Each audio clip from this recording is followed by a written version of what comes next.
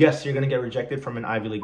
No, of course, no. You're not going to get rejected from the Ivy League if you do not know what you want to study or what you want to major in. That is just simply bonkers. However, the majors that you choose that are of interest do contribute to the overall application process as a whole. But more broadly speaking, in this video, we're going to be talking about how the academic majors that you choose or, academic subjects that you're interested in affect your college application as a whole. What's up, y'all? My name is Arnold. I recently graduated Yale on a full ride with a double major in theater and poli-sci, and I've helped a lot of kids throughout the years get into their dream schools, whether it's Yale, Harvard, MIT, Stanford, University of Bridgeport, whatever it is, I've been helping them out. So if you need any help or assistance, please comment down below. Email me at arnold.setiadi@iya.yale.edu, or just check the description. I also have a Fiverr link, website, digital shop. Just let me know. So unless you're applying to a specific technical program or conservatory program or whatever, your major doesn't matter, especially if you're considering liberal arts institutions, because liberal arts institutions are exactly that. You explore many different interests, many different facets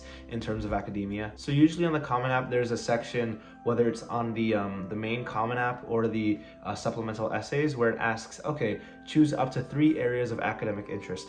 These areas don't make or break your application, but I do recommend choosing specific ones that can intentionally market and position your application. And once again, to set things straight, liberal art institutions such as Yale, they pretty much know that your major is most likely going to change. The vast majority of people end up not pursuing the major that they actually choose on the application. And that's sort of the point of being a liberal arts institution. For Yale, for example, one of their mottos is embracing the idea of and rather than or. That means you can do something and something rather than something or something. So you can balance a lot of different things, a lot of different interests, explore a lot of different avenues and subjects that matter to you or that are interesting to you. For example, for me, when I first started Yale, I actually entered in as a math and a physics and English, a math and physics and an English double major.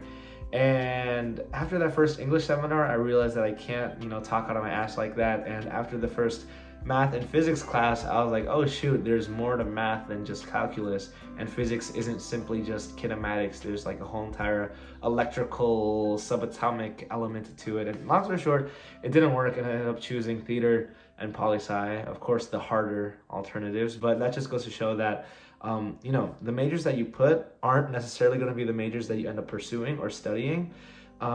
And even for theater and poli-sci, I didn't even fully commit to that until the end of my sophomore year. So you definitely still have some time to look at your options and shop around. But the majors that you choose on the application should somewhat give the admissions officers clues as to who you are as a person and a student. To be honest, what I like to do when you're working on your college application is to work backwards. What this means to me is that I look at the trend of all of my classes, activities, extracurriculars, essays. I just kind of look at every single thing, and then I'm like, okay, I reflect a little bit, and I'm like, okay, what majors closely relate to all the things that I listed out here? Admissions officers look at thousands of applications, so this is just another way to quickly categorize yourself. For example, if you're noticing that a lot of your work involves student government or student advocacy or maybe politics, but then there's another side of you that really appreciates literature and reading, and you started a book club. Maybe you can do something like, you want to major in English language and literature and poli-sci. Even if you know, or even if you don't know what you want to study yet, that just helps categorize it easily for the admissions officers. So once again,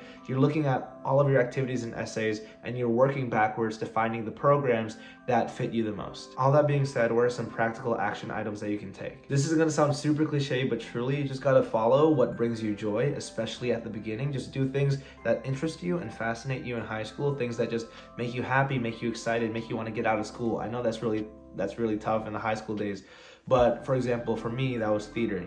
I would wake up early in the morning at 6 a.m., but I would remember, oh, I have theater club at 2 to 3 p.m.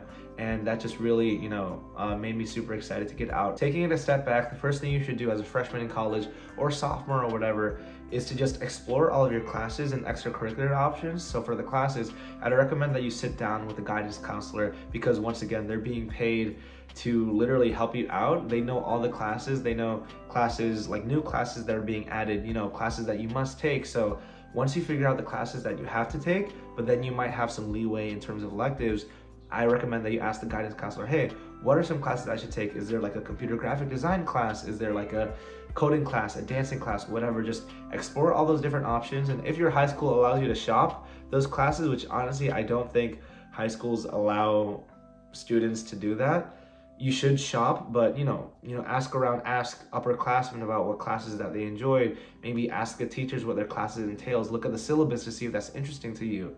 And just really, from like a professional perspective, from the guidance counselor's perspective, look at all the classes available to you, see which ones that you have to take versus the ones that you might want to take. Ask upperclassmen who took those classes how they like them. Maybe talk to the teachers about the classes you're interested in. And from there, you should be able to have a solid array of classes. In terms of extracurriculars, I would recommend you doing the same thing. Usually at your school, there tends to be like an extracurricular fair. I know that my school had that, or there's some sort of physical brochure, or even online on your high school's website, there should be a list of all the extracurricular activities.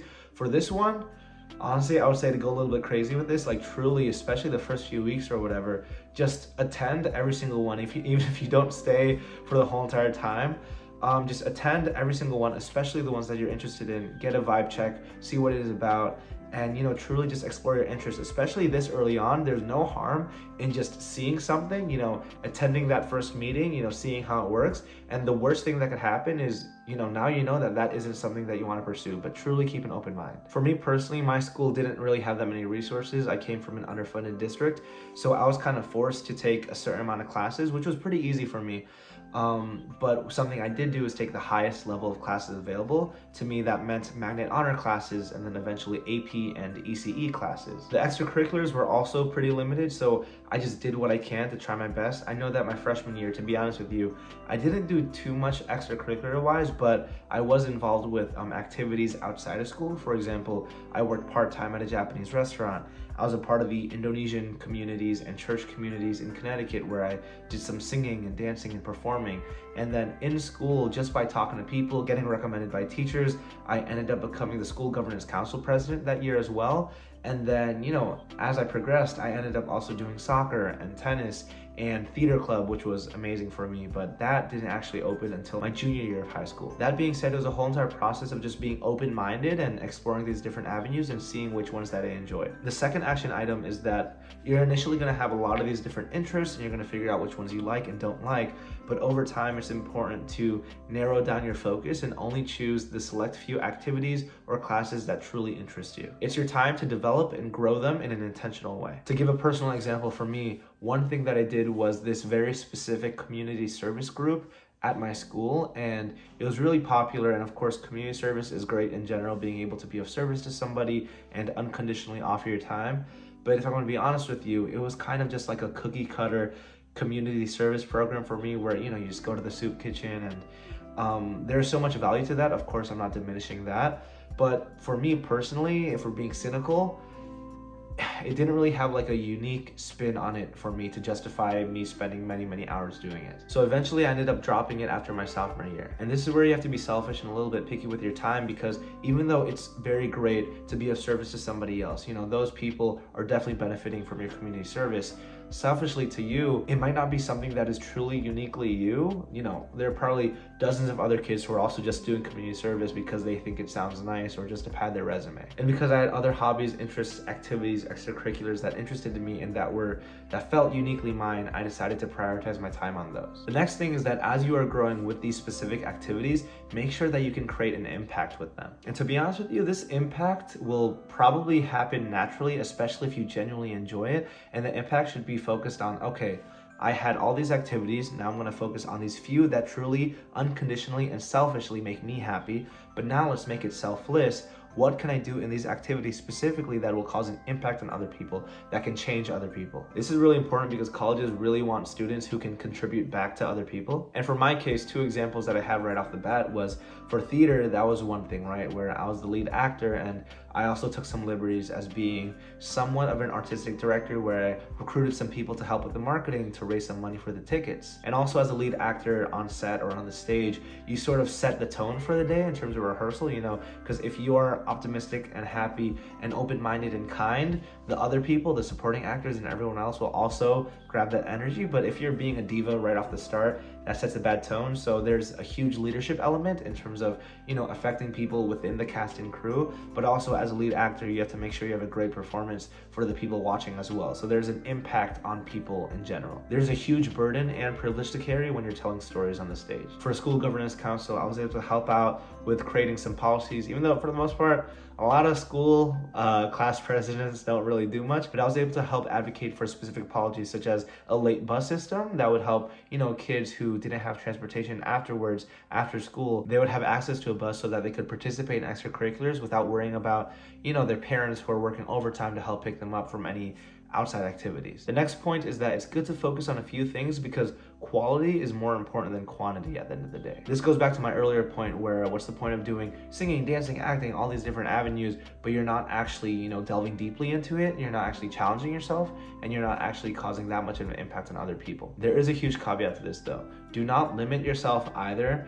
If you genuinely enjoy something, even though there are multiple things that you're interested in and you love it and you're truly pouring your heart into it, don't limit yourself just because I'm saying, oh, only choose one or two things. No. At the end of the day, you know your bandwidth the best and you know what capacity you can function on. So as long as it's something that is very interesting to you, that you can cause an impact on other people and selfishly you enjoy, and something that you can manage your time well with, it doesn't matter if it's 1, 2, 3, or 4 things. But just generally speaking, quality over quantity. The next point I want to bring up is the idea of being well-rounded versus spiked in 2025 admissions. So for those of you who don't know, this is a concept that was created a while back, to be honest, which sort of gives insight into the type of student you are. Well-rounded means that you are well-rounded in many different facets of extracurriculars. Think of it like a video game where you're 50% on community service, 50% on the performing arts, 50% on science Olympiad or whatever. While spiked means that you max up all your points on just like 1 or 2 specific areas. So maybe you don't do community service, maybe you don't do performing arts, but you are really good at science and math and you're very spiked and focused on that. Do colleges have a preference for one or the other? I would say no, but if you follow the rules I said before, what is more important is just simply having things that you genuinely care about. It doesn't matter if it's just 1 or 2 things or 3 or 4 things. I know I sound like a broken record, but you gotta intentionally pursue things that genuinely make you happy and can and will have an impact on other people that preferably you have been growing and developing through all 3 to 4 years of high school. So no, don't worry whether you're spiked or well-rounded. What's more important is if you can answer the questions that I said previously in this video. For me personally, I had a bunch of different activities, but what I did is I listed all the activities and involvements that I was in, and instead of thinking about it being well-rounded or spiked, I ended up noticing that I had a huge common thread in storytelling and creation. For example, I was the lead in my school plays, I danced for my Indonesian and church communities, I was a school governance council president, class president, where I created policies. Those 2 fields ended up being theater and poli-sci respectively, but it wasn't something that I was consciously thinking of in high school. I wasn't thinking of, oh, I want to be a spiked student or well-rounded student. No, it was just, what are the things that I enjoy doing that I want to spend my time on and that I can focus developing to be of service to other people. And the last point is, honestly, they just want to see students who can be involved on campus and give back to the campus and society at large. For example, and this is not for me to sound arrogant, but at Yale, I think I use my resources very well. For example, my freshman year, I was able to, participate in theater in terms of the classes, the extracurriculars, outside of school, the School of Drama. I was able to study abroad in England, study theater and acting and writing in England. And I took so many weird classes and extracurriculars, and now I'm here with my degree, just continuing to try to tell stories online. All that being said, no, you won't be rejected from the Ivy League if you don't know what major you are going to take, but there are certain things that you should be aware of before you choose which academic interest that you're interested in. That's pretty much it for this video. Thank you so much for tuning in. Please let me know if you have any other questions or anything else, and I'll see you in the next one.